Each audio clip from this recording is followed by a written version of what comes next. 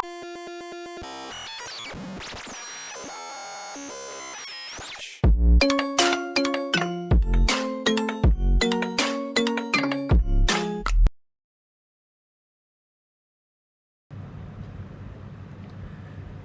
and Clegg series, Child Health Nursing, question number 131. What is one of the most important factors that a nurse must consider when parents of a toddler request to be present at a procedure occurring on the hospital unit?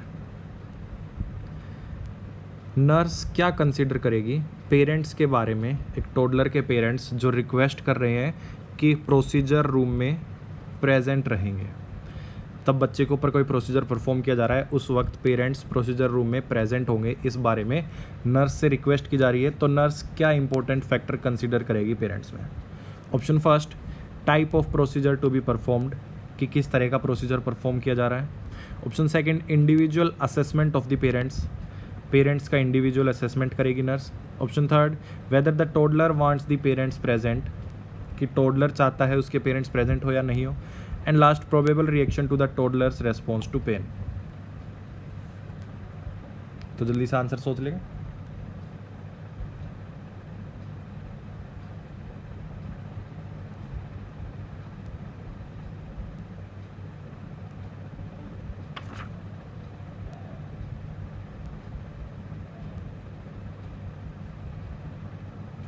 So the correct answer is option second.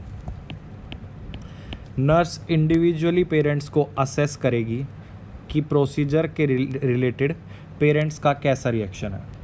अगर parents की anxiety moderate to severe है, ज़्यादा anxiety है parents की खुद की, तो वो एंजाइटी टोडलर पर शिफ्ट हो सकती है और टोडलर की एंजाइटी को और ज़्यादा बढ़ा सकती है, तो पेरेंट्स को प्रोसीजर रूम में नहीं जाने दिया जाएगा। अगर पेरेंट्स में एंजाइटी नहीं है बिल्कुल भी प्रोसीजर को लेकर, तो वो टोडलर के लिए हेल्पफुल हो सकता है, प्रोसीजर रूम में पेरेंट्स को अलाउ करेंगे। Moving on to the next question, 132. At 2 years of age, a child is readmitted to the hospital for additional surgery. What is the most important factor in preparing the toddler for this experience? 2 years की as पे एक child को दोबारा से hospital में admit किया गया for additional surgery. तो क्या मोस्ट इम्पोर्टेंट फैक्टर नर्स ध्यान में देगी कि टोडलर के एक्सपीरियंस से related?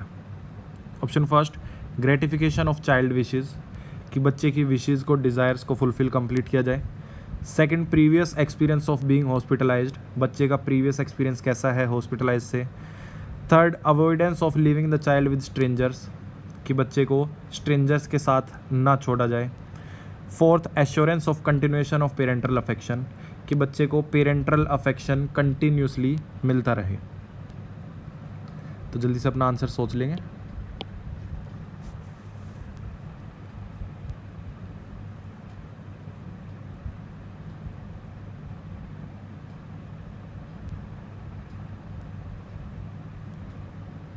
So the correct answer is option fourth, assurance of continuation of parental affection. अभी बच्चे की एज सिर्फ 2 साल है और 2 साल का बच्चा प्रीवियस एक्सपीरियंस को हॉस्पिटल के याद नहीं रख पाएगा, तो ऑप्शन सेकंड हमारा इनकरेक्ट हो जाएगा। बच्चे की विशेज़ कंप्लीट करना, डिज़ायर्स कंप्लीट करना कोई ज़रूरी नहीं है। Avoidance of living the child with stranger, कि बच्चे को स्ट्रेंजर्स के साथ छोड़ना अवॉइड करें। हॉस्पिटल सेटिंग में बच्चे को स्ट्रेंजर के साथ छोड़ा ही नहीं जाता, तो उसको अवॉइड करने का कोई मतलब नहीं। Option third is also incorrect. Correct answer is our fourth, कि बच्चे को पेरेंटल अफेक्शन कंटिन्यू मिलता रहे हॉस्पिटल में भी, इस चीज़ का nurse. Moving on to the next question 133. On the third day of hospitalisation, the nurse observes that a 2-year-old toddler who had been screaming and crying inconsolably begins to regress and is now lying quietly in the crib with a blanket. What stages of separation anxiety has developed? Hospitalisation के तीसरे दिन nurse ने observe किया कि एक 2 साल का toddler है, 2-year-old टोडलर, जो कि स्क्रीम कर रहा था, रो रहा था बहुत ज़ोर ज़ोर से, कंफर्टेबल नहीं था बिल्कुल भी। अब क्या हुआ, रिग्रेशन स्टार्ट हो गई है, चुपचाप लेटने लगा है लाइंग क्वाइटली अपने क्रिब में विद अ ब्लैंकेट। कि पहले बच्चा ज़ोर ज़ोर से चिल्ला रहा था, रो रहा था, लेकिन कुछ टाइम बाद नर्स ने देखा कि अब वो अपने क्रिब में आराम से बिल्कुल शांति से लेटा हुआ है। तो ये किस स्टेज ऑफ सेपरेशन एंजाइटी को डिनोट करता है? Option first denial, second despair, third mistrust and fourth rejection. तो जल्दी से अपना आंसर सोचेंगे।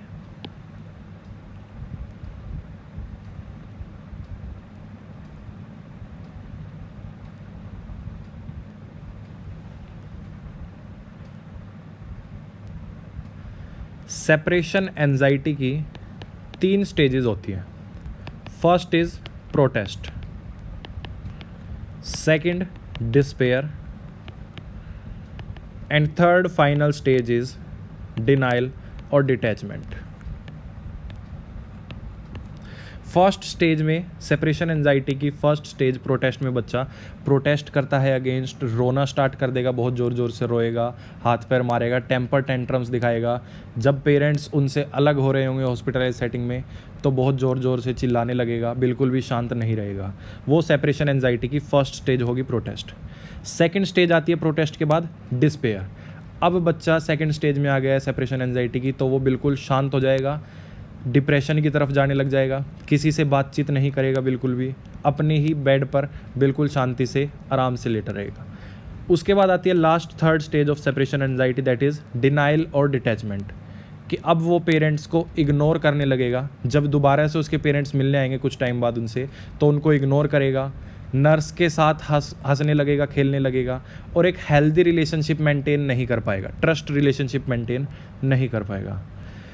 तो यहाँ पे बच्चे नर्स ने नोटिस किया कि पहले बच्चे ने क्राइंग की रिग्रेशन, क्राइंग की, स्क्रीमिंग की, उसके बाद रिग्रेशन और अब लाइंग क्वाइटली इन बेड। तो correct answer will be second despair. बच्चा second stage of separation. Moving on to the next question 134. What behavior does a nurse expect from a toddler subjected to prolonged hospitalization with limited parental visit? कि nurse toddler से क्या behaviour expect करेगी जिसको hospital में काफ़ी समय हो गया और पेरेंटल इंटरेक्शन काफ़ी लिमिट है, पेरेंट्स से कम मिलना जुलना होता है बहुत ही। Option first cheerful interactions with staff member, कि बच्चे का स्टाफ मेंबर के साथ चीयरफुल इंटरेक्शन होगा। Second indication of sadness throughout the day. Third excessive crying when parents are not present and fourth limited emotional response to the environment. तो जल्दी से अपना आंसर सोचेंगे।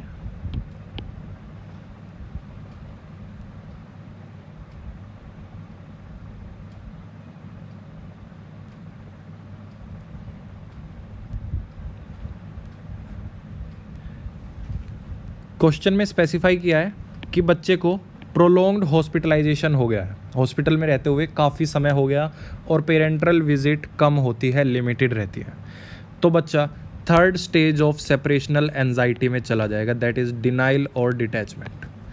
थर्ड स्टेज में बच्चे का चीयरफुल इंटरेक्शंस देखने को मिलेगा स्टाफ मेंबर्स के साथ। So option first is our right answer, cheerful interactions with the staff members.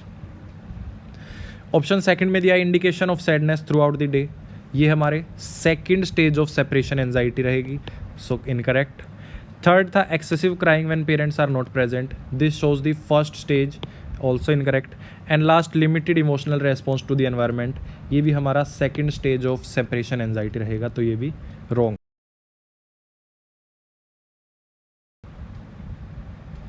Moving on to the next question 135. During the second week of hospitalization for intravenous antibiotic therapy, a 2-year-old child, toddler, whose family is unable to visit, often smiles easily and goes to all nurse happily and does not express interest in parents when the parent does visit. The parent tells the nurse, I am pleased about the adjustments but somewhat concerned me about my child's reaction to me. How should the nurse respond? Toddler को second week of hospitalisation में जिसकी antibiotic therapy चल रही थी, उसमें जब family visit करती है, उसके पेरेंट्स विज़िट करते हैं, तो वो उनसे अच्छे से इंटरेस्ट लेकर बात नहीं करता, पेरेंट्स में इंटरेस्ट नहीं दिखाता, लेकिन नर्स की तरफ स्माइल करता है और सभी के साथ हंस मिल के खेलता है। तो ये चीज़ पेरेंट्स को कंसर्न कर रही थी। तो इसमें नर्स क्या एक्सप्रेस देगी, नर्स क्या रेस्पॉन्ड करेगी? Option first, child is repressing feelings for the parents, कि बच्चा पेरेंट्स के लिए फीलिंग्स को रिप्रेस कर रहा है। Second, routines have been established and child feels safe. Third, the child has given up fighting and accepts the separation. And fourth, behavior has improved because the child feels better physically. तो जल्दी से अपना answer सोचेंगे।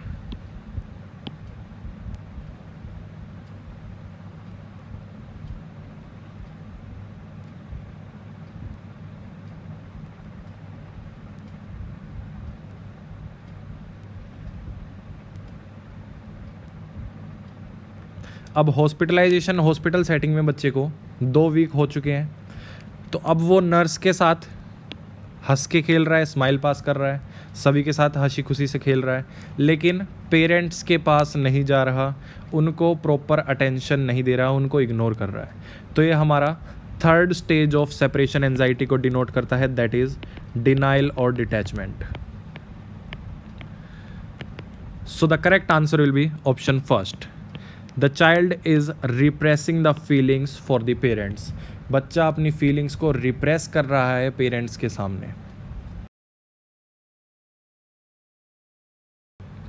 Moving on to the next question 136, the nurse accompanies a 3-year-old child to the playroom. The toddler seems afraid to select a toy or activity. What age appropriate play material should the nurse offer? कि एक 3 साल का toddler है जो कि play room में जाता है और डर रहा है अपने खिलौने सेलेक्ट करने में। तो क्या age appropriate play material nurse suggest करेगी बच्चे के लिए, वो सभी सेलेक्ट करने होंगे। Option first, plastic T set. Option second, mould and clay. Third, play telephone. Fourth, pencil and paper. And fifth, simple video game. तो जो जो एज अप्रोप्रिएट टॉयज़ होगा, प्ले मटेरियल होगा, वो नर्स सेलेक्ट करेगी। तो क्या क्या होंगे, जल्दी से अपना आंसर सोचेंगे।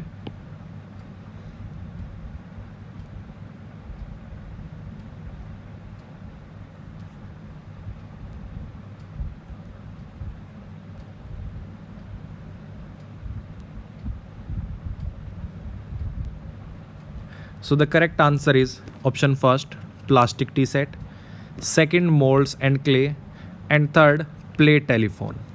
टोडलर एज है, बच्चे की एज क्रिएटिव और इमेजिनरी प्ले की तरफ रहेगी। बच्चा क्रिएटिव एक्टिविटीज़ करेगा, इमिटेट करेगा, जैसे बड़ों को देख के इमिटेट करने लगेगा, टेलीफोनिक प्ले करेगा, क्रिएटिविटी से क्लेज से मॉडल बनाएगा, प्लास्टिक टी सेट से खेलेगा। ऑप्शन फोर्थ में दिया है पेंसिल एंड पेपर। पेंसिल 3 साल के बच्चे के लिए हार्मफुल हो सकती है, बच्चा इंजरी कर सकता है खुद को या फिर दूसरे को। Option fourth is incorrect. Simple video games, 3 साल का बच्चा वीडियो गेम्स नहीं खेल सकता, उसका माइंड टू मोटर कोऑर्डिनेशन इतना अभी नहीं है।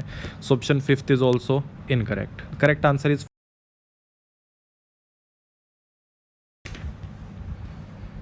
Moving on to the next question 137, when teaching a group of parents in the daycare center about accident prevention, the nurse explains that young toddlers are prone to injuries from falls. When receiving feedback, the nurse identifies that more teaching is needed when one parent states, I will. तो examiner question पूछना चाहता है, teach कर रही है nurse group of parents को about day care centre के about accident prevention. Day care centre में ग्रुप ऑफ पेरेंट्स को टीचिंग प्रोवाइड की जा रही है एक्सीडेंट प्रिवेंशन के रिगार्डिंग, कि एक्सीडेंट्स को कैसे प्रिवेंट कर सकते हैं। तो नर्स एक्सप्लेन करती है कि यंग टोडलर्स ज़्यादा प्रोन होते हैं इंजरीज़ के लिए फ्रॉम फॉल्स से ज़्यादा इंजरीज़ देखने को मिलती है यंग टोडलर्स में, क्योंकि यंग टोडलर्स काफ़ी क्यूरियस होते हैं, इधर उधर देखते हैं, चीज़ों को उठाते हैं, चीज़ों पे से कूदते हैं, ये सब हरकतें करते हैं, तो ज़्यादा इंजरीज़ रहती है फॉल की वजह से। When receiving feedback, पेरेंट्स से फीडबैक लेते वक्त nurse identifies that more teaching is needed. Nurse ने आइडेंटिफाई किया कि उन पेरेंट्स के लिए और ज़्यादा टीचिंग देनी पड़ेगी जो स्टेट करते हैं option first, keep medication in a medicine cabinet, कि मेडिकेशंस को मेडिसिन कैबिनेट में रखें। Second, have secured gates at entrance to staircases. Third, move our child to a regular bed by the age 2.5 year. Fourth, buy shoes that close with Velcro rather than laces. तो nurse किस statement को identify करेगी कि इनको parents को और teaching की ज़रूरत होगी? जल्दी से अपना आंसर सोचेंगे।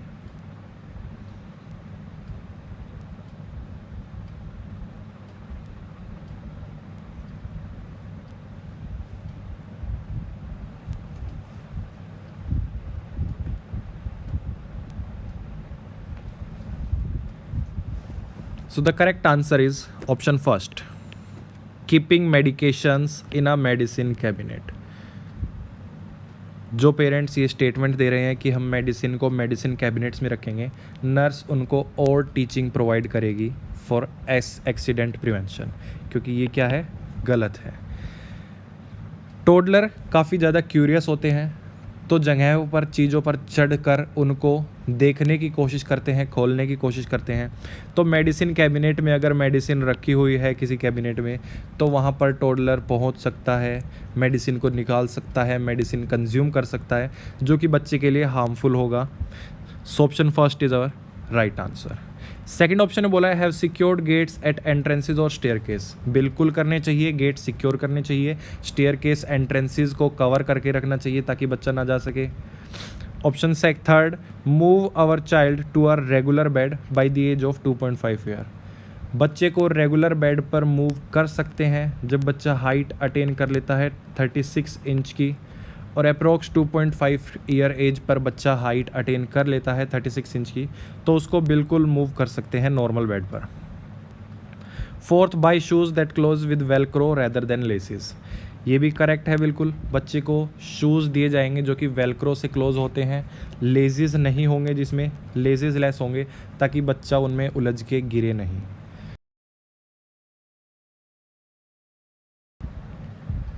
Moving on to the next question 138.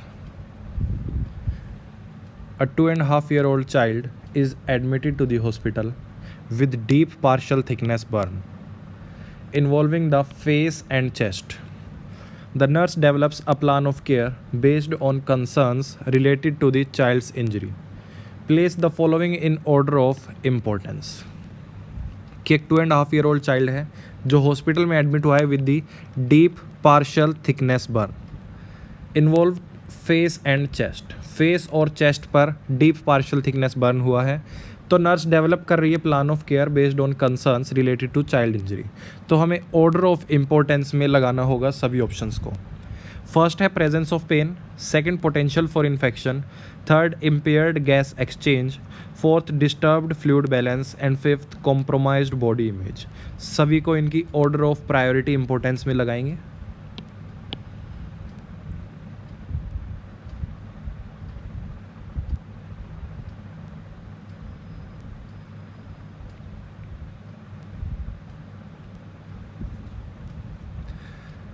सो सबसे फर्स्ट इम्पोर्टेंस या सबसे फर्स्ट प्रायोरिटी किसको देंगे? That is option third, impaired gas exchange.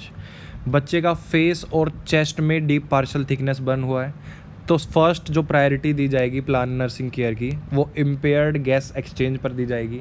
Burn की वजह से बच्चे के जो स्मोक होगा वो इनहेल कर जाएगा, इनर म्यूकस मेम्ब्रेन को डैमेज कर सकती है, बच्चे में एडिमा देखने को मिल सकता है। तो first priority impaired gas exchange.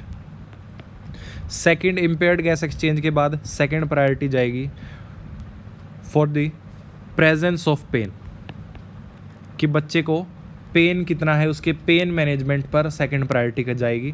बच्चे को डीप पार्शियल थिकनेस बर्न था, डीप पार्शियल थिकनेस में बहुत ज़्यादा पेन देखने को मिलता है, तो सेकंड प्रायोरिटी मैनेजमेंट जाएगा बच्चे की पेन पर। थर्ड, पेन के बाद आएगा हमारा disturbed fluid balance. Third priority जाएगी डिस्टर्ब्ड फ्लूइड बैलेंस पर। बच्चे को बर्न हुआ है, बर्न की वजह से फ्लूइड शिफ्ट होगा बॉडी में, फ्लूइड लॉस काफ़ी देखने को मिलेगा, तो उसको मेंटेन करेंगे। नेक्स्ट, डिस्टर्ब्ड फ्लूइड बैलेंस के बाद नेक्स्ट प्रायोरिटी जाएगी पोटेंशियल फॉर इन्फेक्शन, और लास्ट जाएगी हमारी compromised body image. So correct sequence is 3, 1, 4, 2, 5.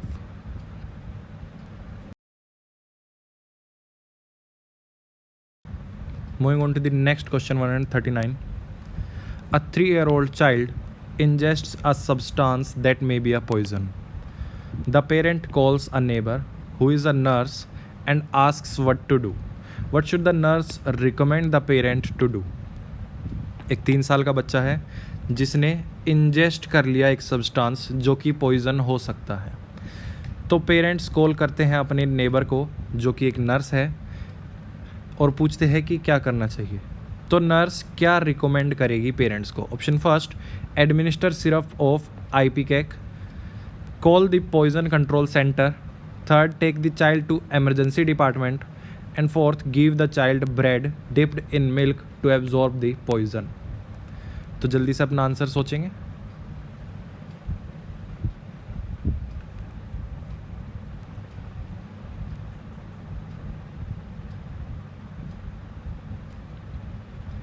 So the correct answer is option second.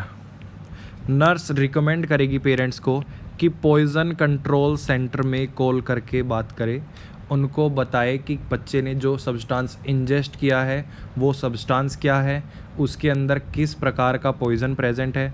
तो उसके according poison control centre parents की हेल्प करेंगे कंडीशन में। ऑप्शन फर्स्ट ने बोला है एडमिनिस्टर सिरप ऑफ आइपिकेक। आइपिकेक सिरप देते हैं बच्चे को टू इंड्यूस वॉमिटिंग। वॉमिटिंग को इंड्यूस कराने के लिए दिया जाता है, लेकिन अब अमेरिकन पीडियाट्रिक्स एसोसिएशन ने आइपिकेक का यूज़ बैन कर रखा है पॉइज़न के टाइम पे, क्योंकि अगर पॉइजनस सब्सटेंस कोरोसिव होगा या फिर हाइड्रोकार्बन होगा तो उस कंडीशन में वॉमिटिंग इंड्यूस करानी बच्चे के लिए और ज़्यादा डेंजरस कंडीशन हो जाएगी। Option third, take the child to the emergency department. Direct emergency department लेकर जाने से पहले पॉइज़न कंट्रोल सेंटर में कॉल करके पूछेंगे। अगर घर पे ही ट्रीटमेंट दिया जा सकता है तो ट्रीटमेंट घर पे ही दिया जाएगा, या फिर हॉस्पिटल में लेके जाने से पहले जो इंटरवेंशंस कर सकते हैं घर पे वो किए जाएंगे पॉइज़न कंट्रोल सेंटर में बात करके। So option third is also incorrect. Fourth, give the child bread dipped in milk to absorb the poison. This is also N.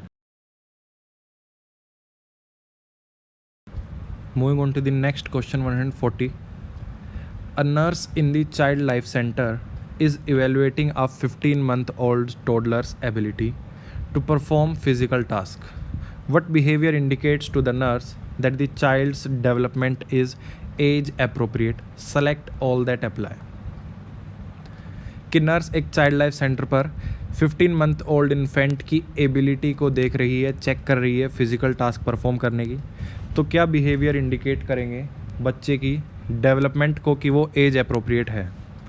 Select all apply. First, share toys.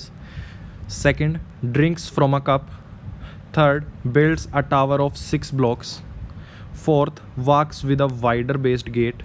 And fifth, throw toys around the room. तो इनमें से एक 15 month old infant क्या क्या चीज़ें perform कर सकता है?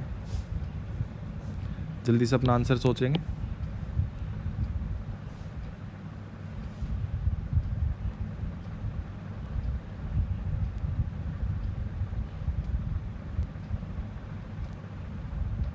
So the correct answer is option second. A 15-month-old toddler can drink from a cup or a spoon. Option fourth, can walk with a wide based gait. बच्चे में strength और power इतनी आ जाती है कि वो खुद से अलोन वॉक कर सकता है। And last option fifth, can throw toys around the room. बच्चे को 15 मंथ ओल्ड टोडलर को चीज़ें फेंकने में मज़ा आता है और वापस से उनको उठाना। So the correct answer is option second, fourth and fifth. Option first, sharing toys is not seen in toddler, it is seen in preschool age. So it is incorrect. Option second, builds a tower of 6 blocks. This is seen at 2 years. Option third is also incorrect. Our correct answer is option second, fourth and fifth.